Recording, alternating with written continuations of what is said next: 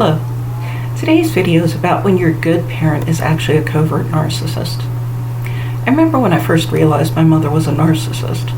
Although it was really painful, of course, I was glad to finally understand why she treated me like she did. The raging, the silent treatments, the manipulation, control, suddenly it all made sense. She blamed me for all of it, but the truth was, it wasn't me, it was her. It was another few years before I realized my father was also a narcissist. It took me so long because he was a covert narcissist. My mother, being an overt one, made it very obvious that something was not right. Normal mothers didn't keep their daughters from getting to know their extended family. They also didn't scream at their teenage daughters daily, often multiple times a day. They didn't accuse their daughters of completely uncharacteristic behaviors, such as having sex with their entire football team like my mother did, even though there was absolutely no evidence whatsoever to support her wild claim. My father was nothing like this. For most of my life, I was convinced he was my one nice, normal parent, and I was wrong. While my father didn't scream at me or accuse me of outrageous behaviors, he abused me nonetheless. He didn't protect me from my mother. In fact, when I told him some of her abusive behaviors, he often would tell me how hard it was on him and how there was nothing he could do. In spite of my pain, I often ended up comforting him after my mother abused me. Compared to my mother's constant criticisms and rages, I didn't think this was a problem. My father told me he loved me, unlike my mother, who pretty much stopped saying it entirely when I was in my teens.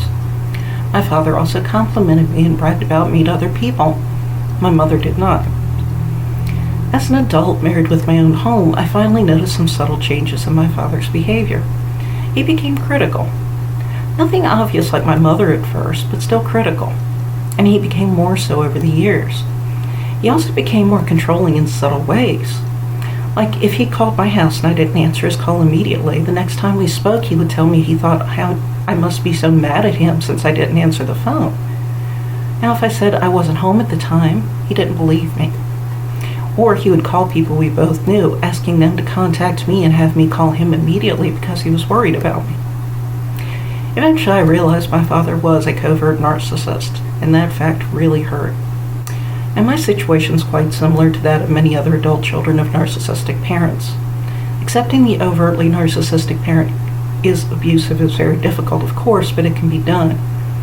Accepting the covertly narcissistic parent is also abusive is usually a much more difficult task and can be near impossible for some people.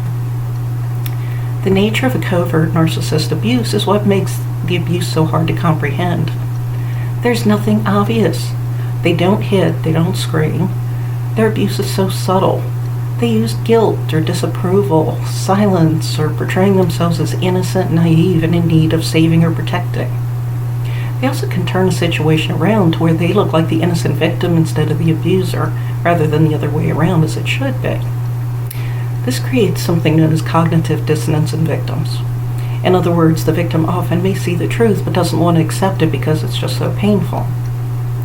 There's also the fact that it's hurtful enough to accept that one parent didn't love you. Accepting both parents didn't is even more so. Even when you understand it's because they're narcissists, knowing both your parents didn't love you can make you feel very unlovable. If this describes your situation, I'm very sorry. You're in a really painful situation.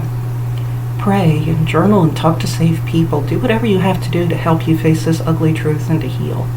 It will help you in the long run to face this awful situation. I know you can do this. Thank you for watching my video.